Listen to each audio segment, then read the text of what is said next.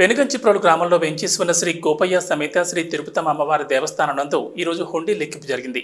97 రోజులకు గాను తిరుపతమ్మ అమ్మవారి సాధారణ ఖాతా మరియు అన్నదాన ట్రస్ట్ ద్వారా 1,64,77,583 రూపాయలు రాగా మిశ్రమ బంగారం 0.83 గ్రాములు, మిశ్రమ వెండి 1.850 గ్రాములు వచ్చిందని దేవస్థానం కార్యనిర్వహణాధికారి ఒక ప్రకటనలో తెలిపారు.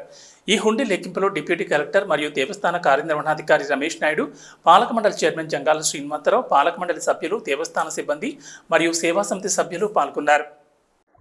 తిరుపతమ్మ శరణం. పెనుగంచిప్రోలులో వేంచేసి ఉన్న శ్రీ తిరుపతమ్మవారి దేవస్థానం నందు ఈరోజు హుండీని లెక్కించడం జరిగింది. చివరిసారిగా మార్చి 31వ తేదీన హుండీని లెక్కించడం జరిగింది. ఈ 97 రోజులకు గాను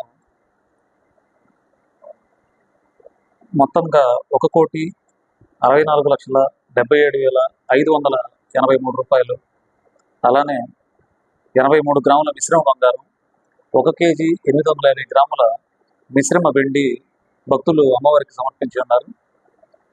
ఈ కార్యక్రమంలో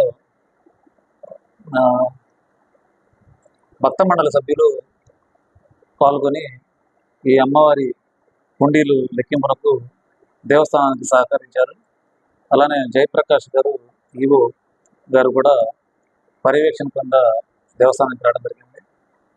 మన చైర్మన్ గారు, ట్రస్ట్ బోర్డు సభ్యులు వీరందరి సమక్షంలో హుండీని లెక్కించడం జరిగింది. భక్తులు విశేషంగా సమర్పించిన కానుకలకు దేవస్థానం తరపు నుంచి వారికి ధన్యవాదాలు తెలియజేసుకుంటున్నాము. నమస్కారం.